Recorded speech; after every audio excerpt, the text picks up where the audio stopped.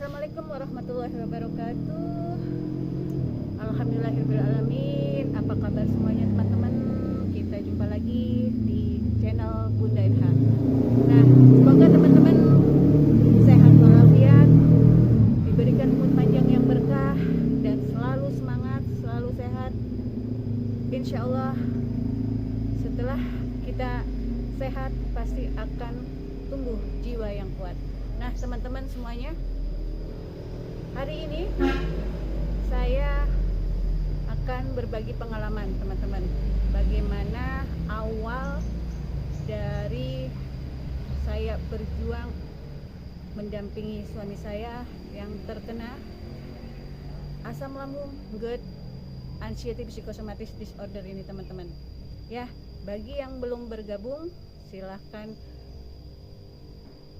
join ya, buka channel Bunda NH dan juga subscribe teman-teman, jangan lupa subscribe. Dan yang sudah bergabung terima kasih, simak terus, tonton terus sampai habis video Bunda kali ini, jangan dilewatkan teman-teman. Semoga video yang nanti akan saya sampaikan ini bisa bermanfaat untuk teman-teman semua dan menjadikan wasilah kesembuhan bagi para pejuang anxiety psychosomatic disorder ini teman-teman. Ya, saya akan berbagi pengalaman teman-teman. Awal terkena asam lambung, GERD, anxiety psychosomatic disorder ini teman-teman, suami saya ya, suami saya itu merasakan sensasi yang luar biasa teman-teman. Nah, awal-awal suami saya ini keluar masuk rumah sakit teman-teman, seringnya keluar rumah sakit, klinik dan yang lain-lain, karena tubuh atau badan dari suami saya ini merasakan berbagai macam sensasi teman-teman. Nah, awal mula sekali teman-teman, pada saat itu posisi saya kebetulan ada di rumah ya, ada di Cirebon, sedangkan suami saya sedang ada kegiatan di luar kota. Nah, waktu itu saya dikabarin teman-teman, awal mula suami saya masuk ke klinik terlebih dahulu, klinik terdekat di mana suami saya melakukan kegiatan-kegiatan sehari-harinya di sana. Nah, saat itu teman-teman, rasanya panik itu luar biasa teman-teman. Pada saat teman dari suami saya ini mengabarkan kalau suami saya ini masuk klinik, saya awalnya tidak percaya teman-teman. Karena apa?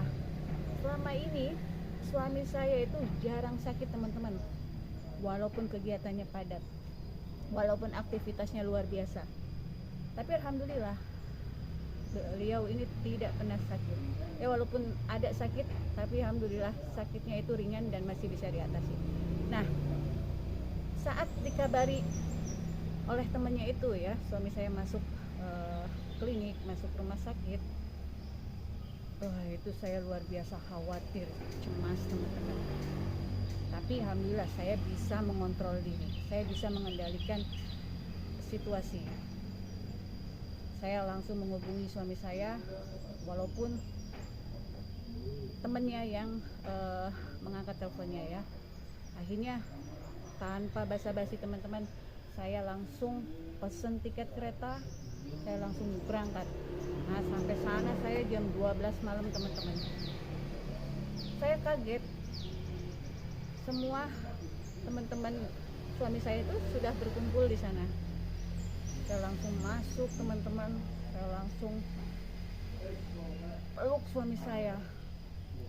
Saya di situ nangis ya teman-teman, wajar ya nangis ya, karena posisi saya lagi jauh, ada di rumah, suami saya jauh di luar kota, terus dikabari seperti ini. Aduh, saya sedihnya luar biasa teman-teman. Setelah saya peluk ya, suami saya memang kondisinya sedang tidak baik-baik saja teman-teman. Selang infus dipasang teman-teman, terus masih ada sensasi di kaki dingin teman-teman. Saya pegang kakinya dingin sekali, keluar keringat dingin. Nah, itu saya aneh, ya Allah, ini sakit apa suami saya? Saya coba konsultasi sama dokter yang ada di sana. Katanya kecapean suami saya, kurangnya istirahat. Sebenarnya tidak apa-apa, hanya kecapean saja teman-teman. Memang saya akuin suami saya ini kegiatannya, aktivitasnya itu luar biasa, padat banget, jarang istirahat, minum kopi terus ya, minum kopi satu hari itu bisa 5-10 gelas teman-teman. Merokoknya juga ya lancar. Nah, yang saya selalu khawatirkan kepada suami saya itu adalah jarangnya sarapan pagi teman-teman, kadang langsung kopi. Nah, dari situ dokter setelah memeriksa ya teman-teman ya, cek darah, terus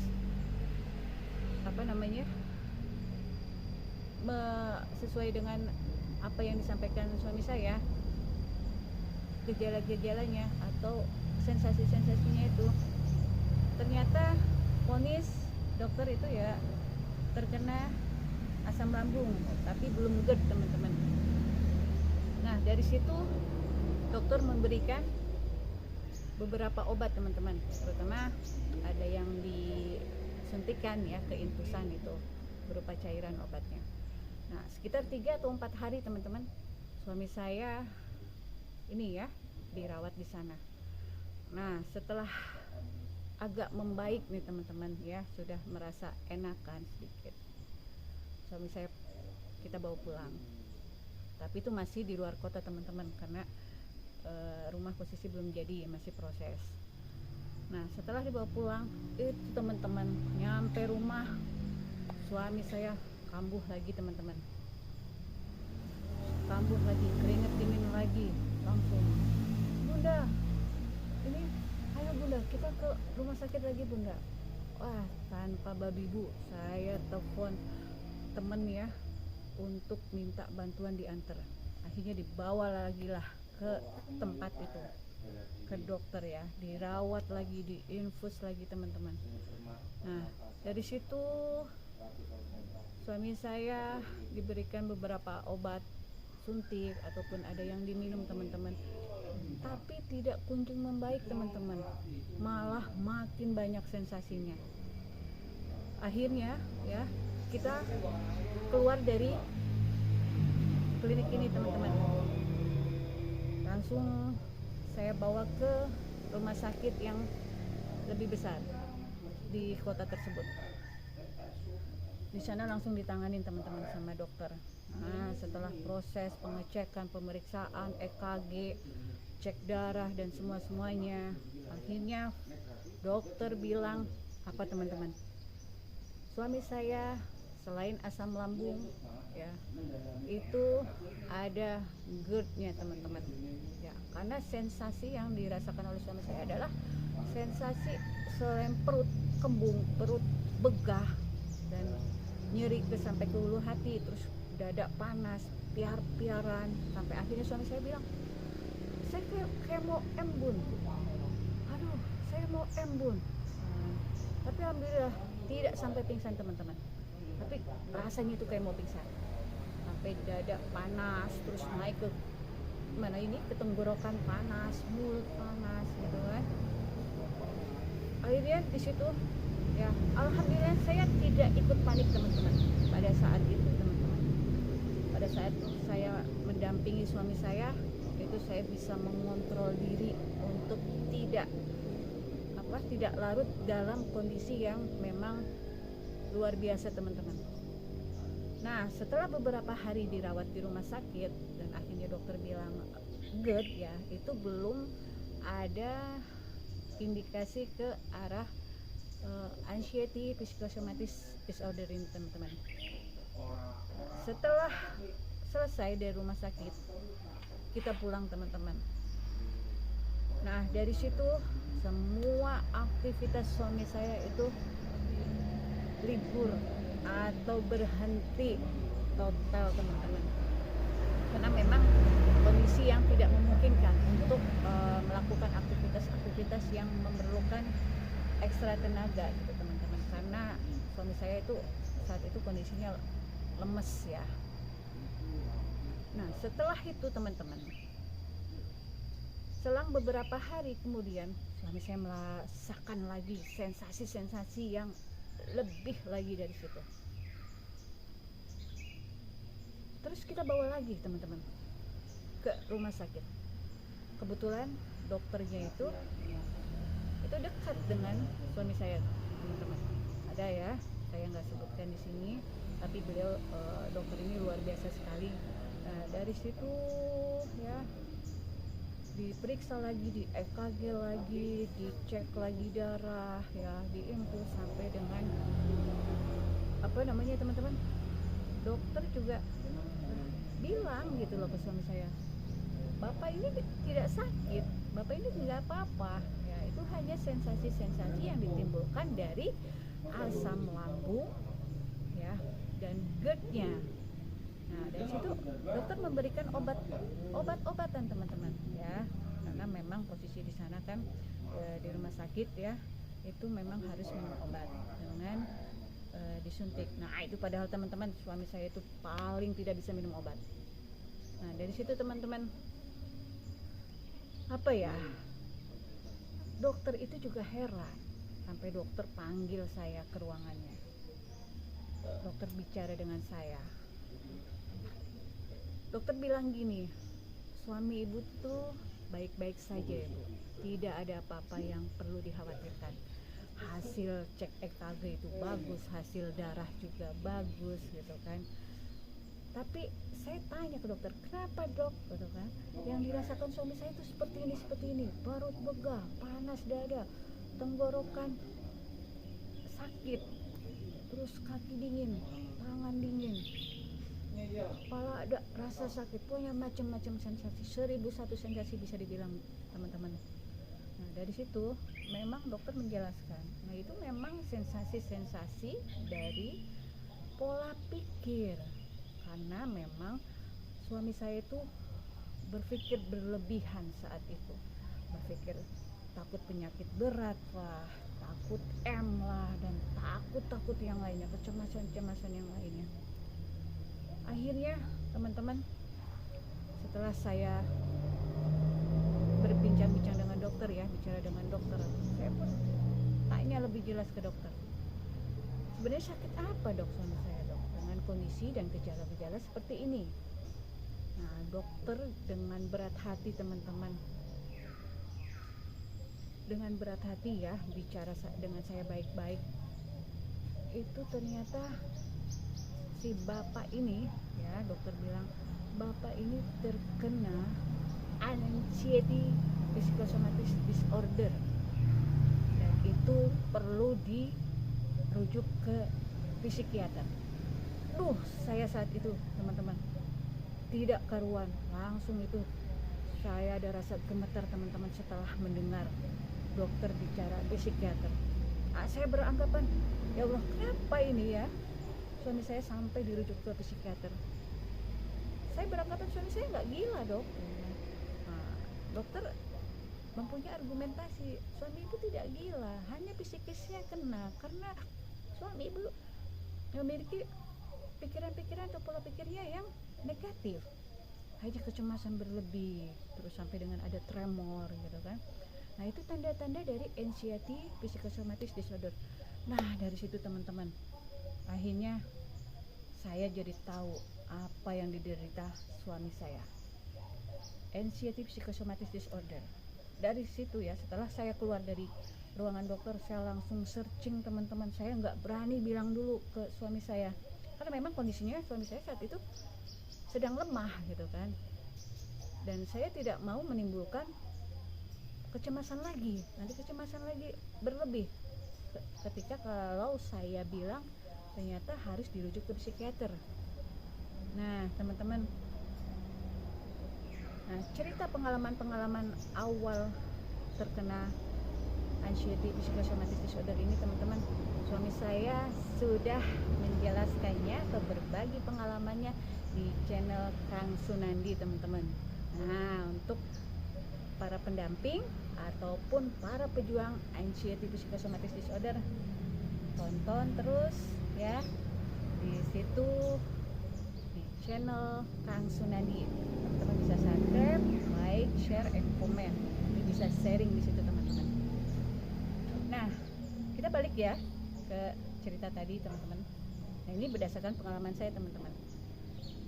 Jadi setelah dinyatakan oleh dokter kalau suami saya terkena anxiety psychosomatic disorder, saya langsung searching teman-teman. Saya langsung stalking apa sih itu anxiety psychosomatic disorder. Karena bagi saya itu awam banget. Saya baru dengar gitu kan. Saya baru tahu ada sakit seperti ini.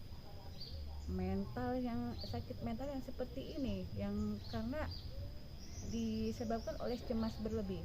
Setelah saya searching, saya ini ya teman-teman ya, saya cari tahu apa itu dan masih terus komunikasi dengan dokter tersebut. Akhirnya saya memahami, oh iya ya, saya terima dulu itu teman-teman, kalau pasangan saya ya, kalau suami saya ini memang terkena anxiety psychosomatic disorder. Karena apa yang suami saya sampaikan itu, gejala-gejalanya, apa yang dia rasakan ya, sampai dengan akhirnya saya hanya memotivasi suami saya saat itu, jangan cemas, jangan berlebihan, jangan mendiagnosa sendiri. Karena suami saya selalu bilang, jangan-jangan saya jantung bun, jangan-jangan saya pembengkakan otak gitu kan, jangan-jangan saya kanker otak. Nah dari situ teman-teman, cemas makin tinggi, akhirnya masuk lagi rumah sakit, akhirnya dirawat lagi teman-teman, dan itu berlaku berbulan-bulan. Bahkan ya teman-teman ya, beberapa kali, puluhan kali suami saya ini masuk rumah sakit teman-teman. Nah di saat itu alhamdulillahnya saya dalam kondisi fit teman-teman, walaupun saya ada drop sedikit ya teman-teman ya, karena memang tenaga, pikiran, waktu semua saya curahkan semua untuk suami saya ya. Sampai bolak-balik rumah sakit saya hanya berdua teman-teman, hanya ada beberapa teman keluarga yang menjenguk ya. Jadi kita hanya berdua teman-teman, saya tidak ada aplus dengan siapapun. Jadi saya murni mendampingi suami saya full 100% saat di rumah sakit. Nah jadi bagi teman-teman ya, pendamping pejuang anxiety psychosomatic disorder ini teman-teman harus sabar teman-teman, harus semangat, harus lebih semangat dari pasangan kita, suami atau istri atau adik atau kerabat lain yang punya anxiety psychosomatic disorder ini teman-teman. Jadi kita harus lebih semangat. Kenapa? Semangat yang kita pancarkan itu akan menularkan kepada para pejuang anxiety psychosomatic disorder ini untuk sembuh, untuk semangat sehat. Jadi itu teman-teman ya, berbagi pengalaman saya selama mendampingi suami saya teman-teman. Jadi nanti saya akan buat lagi beberapa video ke depannya, berbagi pengalaman bagaimana saya menghadapi suami saya pada saat mengalami sensasi-sensasi di 4 bagian kepala, bagian dada, bagian perut ataupun bagian kaki. Nah itu 4 bagian ini banyak sekali teman-teman sensasi-sensasi yang dirasakan oleh suami saya. Jadi balik lagi teman-teman ya, apapun yang terjadi itu sudah kehendak Allah, tapi kita sebagai manusia kita harus bersabar teman-teman. Nah, pada saat pasangan kita, suami kita atau istri kita atau anak kita, orang tua kita atau siapapun ya, orang terdekat kita yang terkena anxiety psychosomatic disorder ini teman-teman, kita harus bersabar teman-teman, kita harus sehat teman-teman, kita harus semangat teman-teman ya, karena mereka membutuhkan semangat kita, membutuhkan kesabaran kita ya. Jadi kita harus bisa memberikan motivasi-motivasi, arahan-arahan yang positif, yang bisa menghilangkan pola pikir mereka yang negatif teman-teman. Karena mereka seringnya karena kecemasan berlebih, akhirnya pikirannya kemana-mana, akhirnya apa teman-teman, berpikir yang penyakit yang berat, berpikir yang macam-macam teman-teman. Nah dari situ kita harus bisa mengontrol pola pikir mereka. Sebenarnya memang mereka sendiri yang harus bisa mengontrolnya, tapi di sini teman-teman ya, yang namanya pola pikir ya, pola pikir mereka itu memang sudah apa ya, sudah mereka itu berpikir akhirnya pendek teman-teman. Jangan-jangan sakit ini, jangan-jangan sakit itu pun sama dengan apa yang suami saya rasakan. Jadi sekali lagi teman-teman ya, untuk para pendamping pejuang anxiety psychosomatic disorder ini harus semangat teman-teman ya, harus sabar lagi, harus lebih sabar lagi menghadapi pasangan, suami atau istri yang terkena anxiety psychosomatic disorder ini teman-teman. Jadi begitu teman-teman ya, pengalaman saya dari awal suami saya terkena asam lambung with anxiety psychosomatic disorder ini teman-teman. Semoga apa yang saya sampaikan pada video kali ini teman-teman bisa bermanfaat ya, bisa menambah semangat kepada para pendamping pejuang anxiety psychosomatic disorder. Jadi teman-teman ya, begitu apapun ya yang mereka rasakan, kita harus memaklumi, kita harus memberikan pengertian yang lebih lagi teman-teman, lebih memahami mereka, lebih menerima mereka ya. Jangan dikucilkan teman-teman, tolong jangan dikucilkan ya, biarkan ya mereka sehat dengan bantuan kita, dengan bantuan orang-orang di sekitarnya yang memberikan motivasi, yang memberikan positif, arahan-arahan positif ya. Jangan kita akhirnya menakut-nakuti mereka teman-teman dan menambah kecemasan mereka, itu jangan. Baik teman-teman, demikian ya, saya akhiri dulu video kali ini. Semoga bermanfaat, semangat sehat untuk semua pejuang anxiety psychosomatic disorder, dan semangat sehat juga untuk para pendamping pejuang anxiety psychosomatic disorder. Salam sehat, terima kasih yang sudah menyimak video saya sampai dengan habis. Terima kasih. Wassalamualaikum warahmatullahi wabarakatuh. Salam sehat.